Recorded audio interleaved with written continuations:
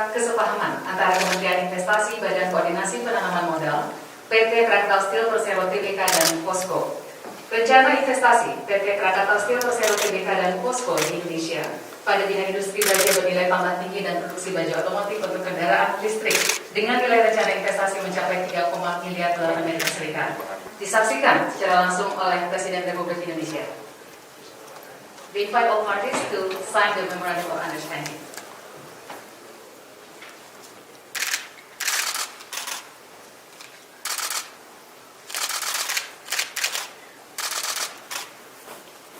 Selanjutnya kami persilakan para pihak untuk menunjukkan dokumen dengan berdiri agar dapat diabadikan.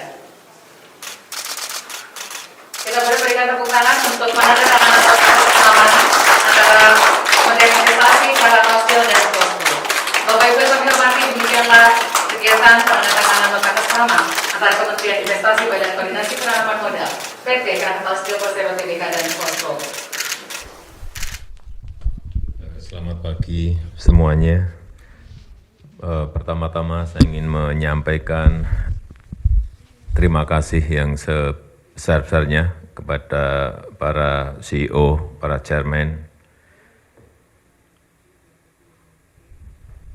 Mr. Kim Hak-dong, CEO dari POSCO, terima kasih. Mr. Kim Kyo-hun, Vice Chairman dari Lotte Chemical, Mr. Brian Kwon, Vice Chairman dari LG Group, Mr. Son Kyu-sik, CG Group, Chairman dari CG Group, kemudian Mr. Mong Ik-chung, Chairman dari KCC Glass,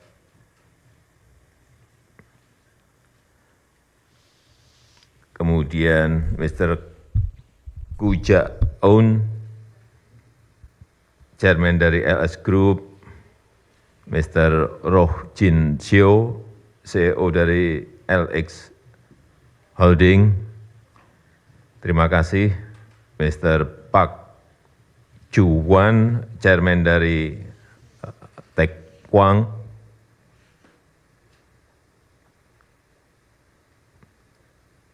kemudian Mr. Lim Byong-yong, Vice Chairman dari GS-ENC, kemudian Mr. Roh Tae-moon, CEO dari Samsung Electronics. Sekali lagi saya ingin menyampaikan terima kasih yang sebesar-besarnya atas investasi di Indonesia. Dan saya melihat tren investasi Korea Selatan di Indonesia menunjukkan peningkatan yang signifikan. Sekarang Korea Selatan adalah investor terbesar ke-6 di Indonesia. Ini sebuah capaian yang sangat bagus dan harapan kita semuanya Korea Selatan bisa masuk ke nantinya 3 besar, top 3 di Indonesia.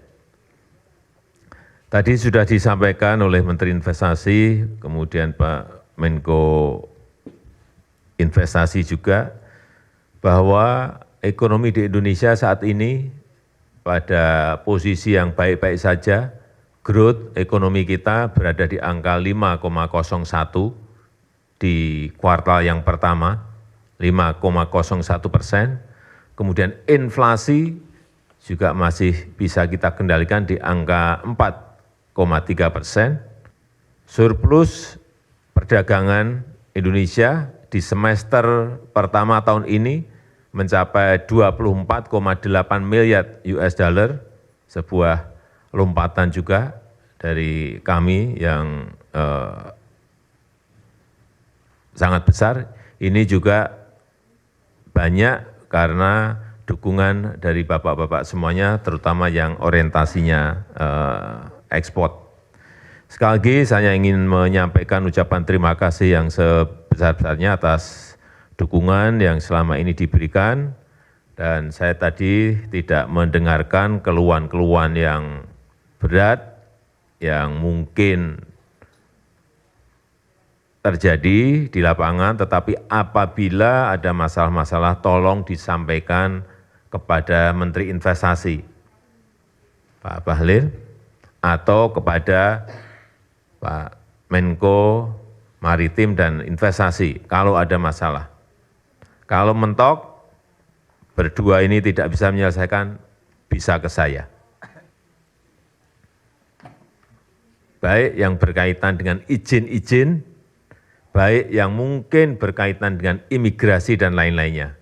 Karena sekarang masalah-masalah regulasi semuanya sudah kita sederhanakan dan kita permudah. Dengan Undang-Undang Cipta Kerja, dengan Undang-Undang Omnibus Law yang telah kita lakukan, ini adalah sebuah reformasi struktural yang dilakukan Indonesia dalam rangka memberikan peluang investasi yang sebesar-besarnya. Saya rasa itu yang bisa saya sampaikan dalam kesempatan yang baik ini. Mari kita melangkah maju bersama Indonesia dan Korea Selatan untuk membangun ekonomi yang lebih baik. Saya rasa itu yang bisa saya sampaikan. Sekali lagi, kalau masih ada masalah silahkan disampaikan pada saat ini. Kalau ada masalah di lapangan. 1, 2, 3.